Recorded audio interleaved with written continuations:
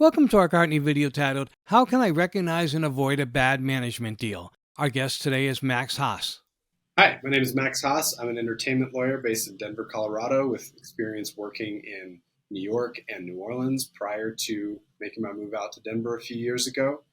I've been working as an entertainment attorney for about 8 years, and prior to that, I was an artist manager for a few years, a booking agent, and an independent promoter. I'm also a musician and have played with bands in New Orleans and out here in Denver.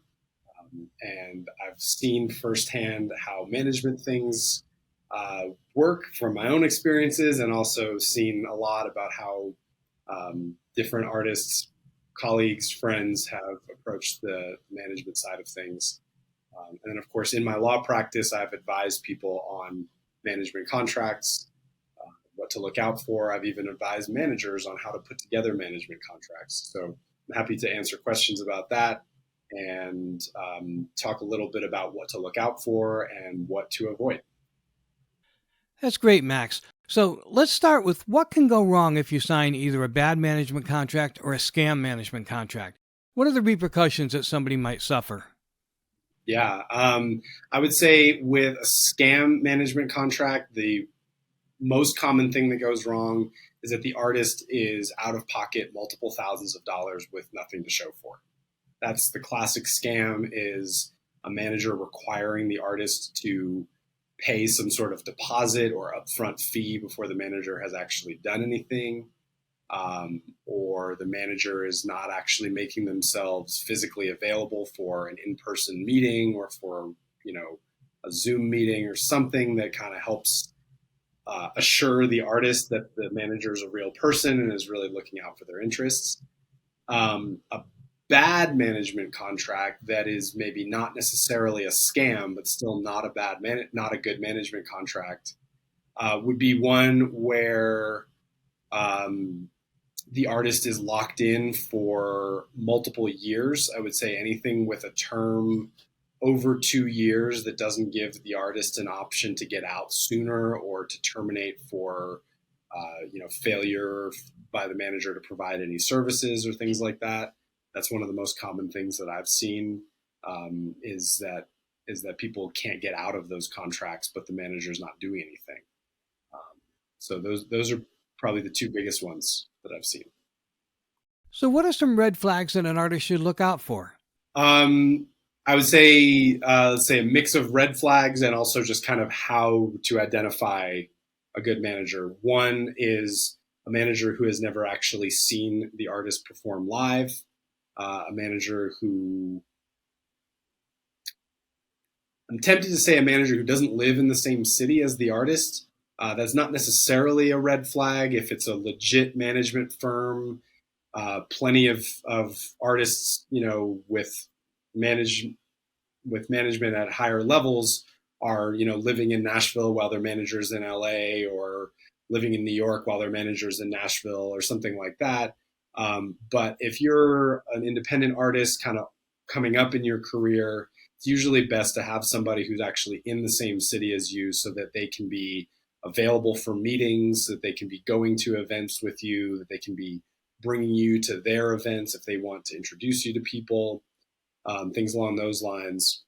Other red flags would be anybody who's asking you to pay any sort of money up front before rendering any kind of services. In fact, this is not exactly a red flag, but definitely something to be handled carefully, which is a manager that's asking you to pay some sort of flat fees or fixed fees for their services is potentially a red flag. I will say that from my own experience, sometimes managers are put into a position where they are spending inordinate amounts of time on something, but only getting paid on commission. And there's definitely situations where it would be fair for the manager to get paid something like an hourly rate or something instead, or at least for certain types of services, whereas commissions are from other types of services. So I wouldn't say that having that in a management contract is in and of itself a red flag. But if you are seeing things like payment required up front, or things like that, that's definitely a red flag. To get a little bit more into the specifics of what's in a management agreement, once you actually are shown a contract and have an opportunity to read it or review it with your attorney, some of the things that do typically stand out as red flags are commission amounts that are over 20%, sunset clauses that are longer than 2 or 3 years, or are just generally too broad in scope, and termination provisions that don't give the artist much ability to get out of the deal if it's not going well. Those are some of the things that we definitely mark up when we're negotiating management agreements. Or upon reviewing it, I will sometimes tell an artist that the contract is so bad that it's probably better to just walk away from that person than to try to engage in negotiation with them.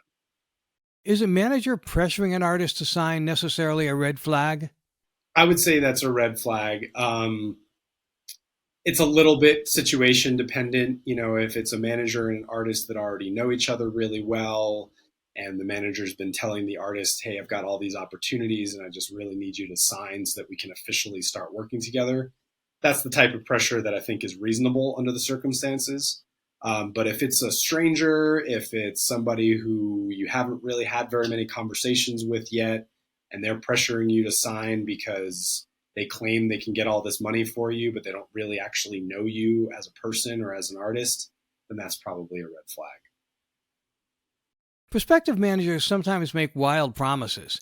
Have you heard managers promise things that they're never going to be able to deliver on? Are there promises that would be a red flag? I can't think of a specific example, but what I will say is that managers come in all kinds. There are managers for up and coming artists, and there are managers for very established artists, and there are managers for artists who are at sort of a midway point in their career. And they all are able to do different things, and they all serve an important role in the industry too. In some cases, you get lucky and you have a really good friend from high school who just becomes your ride or die, and they become your manager for 15, 20 years. And, early on, maybe they can't get you on national TV, but after 10 years working in the industry, maybe they do have the connections to do something like that. So I would say that, when you have a bit of a mismatch, like a manager who appears to be very well established, working with an up and coming artist that might or might not be fully developed yet. Now, of course, if it's a really legit manager who's really serious about it, and you've got to really take the time to have conversations with them to suss that out. But if it's someone legit, then the promises they're making might actually be real. But if it's someone who comes along without really taking the time to get to know the artist yet and says, oh yeah, I can get you on a world tour, or I can get you performances in Japan, or something that just doesn't really seem proportionate in scope to what the artist is already working on, is usually something to hesitate a little bit on. I would say it's not necessarily a red flag. You've got to kind of identify other things about the manager and the company that they work with before I would say for sure that it's a red flag. But I would say to that point, one of the important things when kind of evaluating a manager is to look at, who are their clients, and not just what's on their website, but get corroboration that those are actually their clients and that they have actually accomplished certain things for their clients. It's sometimes a little hard to do that research because you can't necessarily call up some other artists and just ask them for, a reference, but you do want to make sure that they have an actual track record, and that whatever it is that they're promising is something that they have done for clients before. That's probably my biggest takeaway from all of this, is that the promises shouldn't be something that, there's no evidence of them having done it yet, right? Because then that suggests they don't actually have the contacts, or they're just totally empty promises, or they're just trying to sell the artist on the fame and popularity side of things rather than selling the artist on a strong, stable, sustainable career. Because that's what a good manager should really be doing. is helping an artist build their career, not just get famous. So, how should an artist research a potential manager? Well, their website's not the end all be all, but that's definitely a good place to start. I sometimes look for little details. Sometimes things like formatting and spelling and other things like that are a giveaway that it's like a scam or just not a generally well run or professional operation. Beyond that, which is sort of a first impression kind of thing, but beyond that, looking at who do they list as their roster of artists. If you do know any of those artists personally, then I would say absolutely reach out to them and get their take on whether they like working with this manager or how their experience has been. I would also check other sources like LinkedIn, music industry publications, other things. Look up their name, look up some of their artists, see if that manager's name actually pops up in connection with that artist, just to verify they are in fact working with them. And that process will also probably give you some good information as to what they've accomplished so far. Beyond that, let me think. Other industry professionals who might know them. So even if you aren't able to connect with an artist who's on their roster, maybe you know a label that this manager has worked with, or maybe you know a music venue that this manager has worked with. So getting other people's perspectives is very useful. The important thing to know is that when you're hiring a manager and when you're truly hiring a manager, because I've been a manager for an artist who really just needed an assistant to help send emails. But when you're really working with a manager who's able to function as a manager for you, it is going to be one of the most important business relationships you have in the entire music industry. If that management arrangement works out, that's somebody who will potentially be your manager for 10, 15, 20 years. Even if it doesn't work out, they're going to be your manager for 1 to 2 years, which can be a significant period in your development as an artist if you're putting out an album or if you're going on your first tour or something like that. So you want this person to be somebody who you trust. It can't just be somebody who's going to be able to do things for you. It's somebody that you trust as an advisor. You are going to be on the phone with this person every single day. You're going to be asking them for advice about your career every single day. You are going to be relying on them to make unsolicited suggestions about your career every single day. You're going to use them as a second set of ears on your album. They're going to help you decide what song is going to be the first single. This is all really important stuff because it shapes how the rest of your career goes. How that first tour goes dictates whether you go on another tour or how successful that second tour is, right? How your first album release goes dictates your fan base and what that looks like when the time comes to put out your second album, right?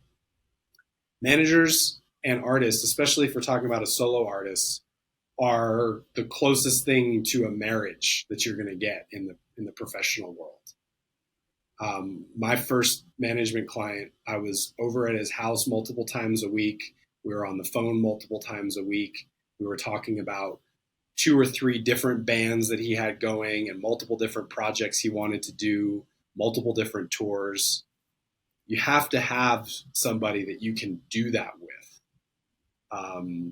And so it shouldn't just be a vendor, somebody you're buying services from, right? It should be somebody that you actually can take the time to get to know, just be able to sit down with them, to really feel like they have your back. I know that sometimes managers will have a different vision for an artist's career than the artist has for themselves. Do you have any advice for what you need to know about a manager and how they think before you start working with them? Yeah, that's a good point.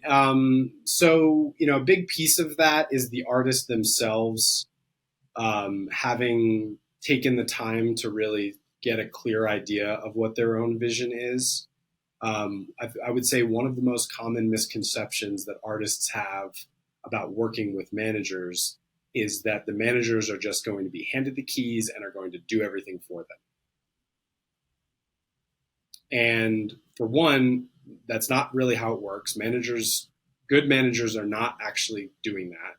And for two, um, you as an artist don't necessarily want your manager to just be in charge of everything, right? I mean, some artists really don't want to touch the business side of things at all and only want to focus on the art. And I totally understand that. But handing them the keys and letting them run with it, even if the relationship starts off in a good place, that dynamic is how all of the bad management situations have started, right? The managers who steal from their clients, who make deals on the side and don't tell the artist about the extra money that's coming in, or things like that. There's been a lot of examples of that, particularly through the 70s and 80s, with some fairly big bands having to fire their manager and then sue their manager for millions of dollars and all kinds of crazy things. A lot of it came from the fact that the artist was trusting too much in the manager. They were letting the manager just handle absolutely everything. They didn't want to pay attention to the business side of things themselves. And as a result, the manager just kind of got to do what they wanted to do. Now, an honest person with integrity is not going to be stealing from their clients like that, but it doesn't really set the stage for a good working relationship. The artist should be involved in the business side of things. They don't have to be doing all the books. They don't have to be doing all the booking inquiries. They don't have to be, running the day-to-day operations of the business side of things, but they should be involved. They should have an interest in it. And so I would say that the manager should be the one in charge of those day-to-day operations, right? The one who is going out, making contacts with venues, with publicity opportunities, with labels and so on, finding opportunities, developing the artist's career in that way. Does the manager need to be sitting down, sending out all the emails? No, you can have an assistant do that, or you can have the manager's assistant do that, right? Or for an artist that's big enough, you might have a booking agent who's handling the booking and the manager is doing other things, lining up publicity opportunities, lining up special guest opportunities, doing features on someone else's album, things like that. That's what a manager is doing, right? Opportunities to grow and advance the artist's career. To that point, artists sometimes will want to give the manager at least some degree of creative control because perhaps the manager has some employees and a staff that can help sort of develop the visual brand for the artist. Sometimes the artist has a really strong vision of that and wants different people that are handling that. So I would say that in general, every situation is going to be a little bit different, but in general, handing the manager the ability to run the business side of things, but not necessarily do it all completely by themselves is kind of the sweet spot. The artist should still be checking in with the manager. The artist should still have a working knowledge of how contracts work, how copyrights work, so that they know what the manager's doing when they're going out and making deals with other parties. You may even have a clause in your management agreement that requires the artist approval before certain deals are done. Legally speaking, management contracts do often include a power of attorney. So it's very common to give the manager the ability to sign documents on the artist's behalf. But how exactly you go about that may be different from one artist to the next. Some artists want to know about every single deal. Some artists just want approval. Some artists just want to be notified, but don't necessarily need to give their approval. But whatever it is, I would say that no matter how you shape that relationship with the manager, the artist needs to make sure that they're still plugged in some way, that they're aware of what's happening. What are some of the clauses that an artist might find in a bad management contract? With management agreements, there are usually a couple of key things to look out for. One, of course, is what's the amount of the commission that the manager is going to be taking. Another really important area is what's the scope of the manager's work? What are they actually committing to doing for the artist? There may even be a section on artist obligations because the artist should, in fact, have an active role in that management agreement, right? But one of the most controversial sections of a management agreement to pay attention to is called a sunset clause. A manager is generally in the business of helping grow and build an artist's career, and sometimes that involves making deals for things that are happening 8-9 months down the road, or they are opening doors to opportunities that don't really come to fruition until later on. And so because of that, managers often ask for a sunset clause in their contract, which essentially says that even after termination of the artist management relationship, that the manager is still entitled to get either the full or a partial commission on the work that the manager helped line up for the artist. Now, at a basic level, that's not a very unreasonable thing to ask for. But what you need to pay attention to in the management agreement are the details of how that sunset clause is drafted, because the scope is important in terms of what kinds of things can the manager be paid for. Is it only things that the manager specifically lined up for the artist, or is it drafted in a way that allows for the manager to get paid on things that they directly and indirectly set up, right? So the breadth of that section can be really important and can affect just how much you're on the hook to pay the manager, as well as the duration. So sometimes sunset clauses drag out to 3 or 5 years, sometimes with sort of steps down along the way. But I would say that, more reasonable is to keep that sunset clause to, only a year, 2 years, maybe 3 years, depending on how much the manager was doing for the artist. And then, of course, what the percentage is. Is it going to be full commission for that whole 2-year period, or is it going to step down over time as the opportunities that the manager created become less and less important the more time goes on? So a couple of different things to look at there. They are the type of clause that sometimes artists want to just remove entirely from management agreements. But managers, of course, want some protection in case they are fired without much warning and there's a whole bunch of financial opportunities that they lined up and they're not going to get paid for. So it can be a delicate thing, but making sure that the sunset clause is carefully drafted to protect both parties is a really important part of the management agreement. Thank you, Max. That's going to help a lot of artists avoid being ripped off. This concludes our video titled, How Do I Recognize and Avoid a Bad Management Deal? With our special guest, entertainment attorney Max Haas.